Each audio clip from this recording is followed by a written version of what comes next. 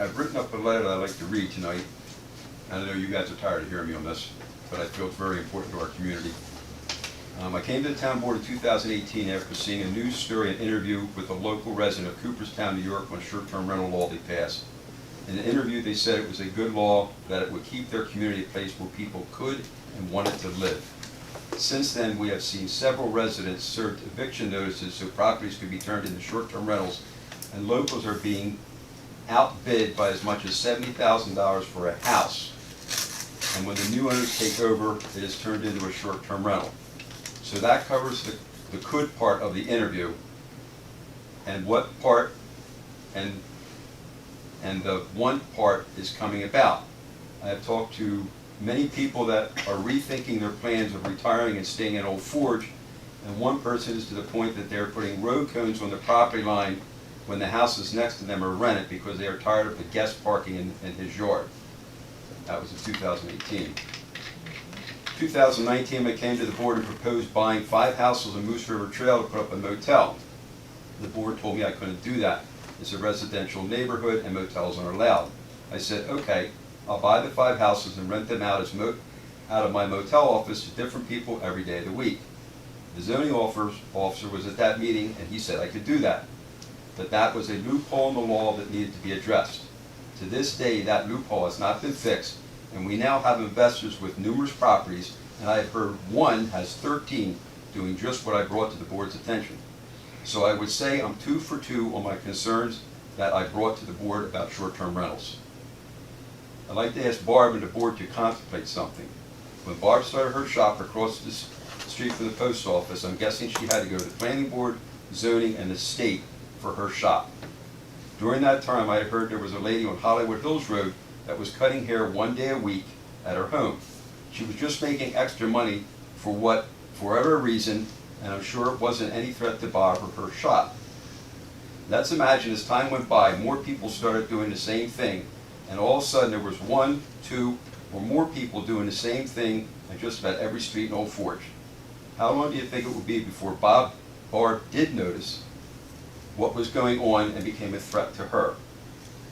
In a 500-foot radius of Tim Associates building, numerous properties have been converted to short-term rental use, and combined they have more bedrooms for rent than some of the area motels, one of them being the property that Barb used to own.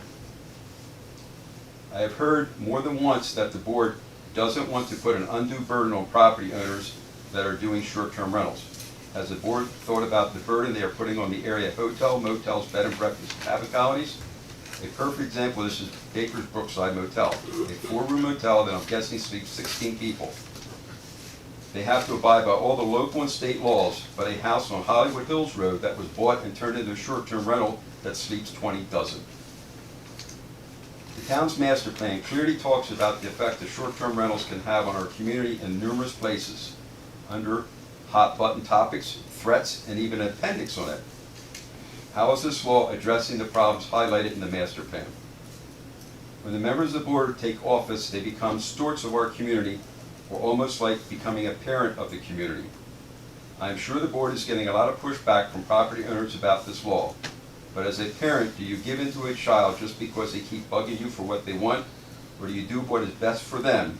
Or as stewards, what is best for our community and the residents? I understand the board has obligations to property owners, but when did it become the obligation to make sure that the people can afford the property? What are my concerns for 2020 and the effect of short-term rentals having on our community? How many more long-term rentals will be lost, and how much of our workforce will move away? As more properties get converted to short-term rentals, it becomes harder to fill them and less lucrative. How long do you think it will be before the pricing wars start between them? I've already seen prices drop on some short-term rentals. What effect is this going to have on the hotel, motel, and cabin colonies? There will always be a market for hotels and motels in the area. We are a tourist town. But will all of them be able to survive? As some have been bought as investment properties, and when the profit margins go down, it will be sold off. Who knows? Maybe this could be a good thing. One of the 2 properties I'm thinking about could be sold to Dollar General, and the other could be turned into affordable housing. And then on another footnote, something I came across in all my homework, in New York State law, I came across and thinking, and I think I'm reading it correctly, is the primary New York State law that prohibits short-term rental occupancy, and in turn the use of Airbnb in New York State multiple dwelling law. The MDL applies to residential buildings with 3 or more units. It does not apply to single or two-family homes. Section 4 of the MDL was revised in 2010 in response to the rise of Airbnb and proliferation of short-term rentals. And the reason I bring this up is there's 2 properties in town that have 3 or more rental units in them, that they were long-term rentals. And I understand that they've been turned into short-term rentals. So is that against New York State law? So.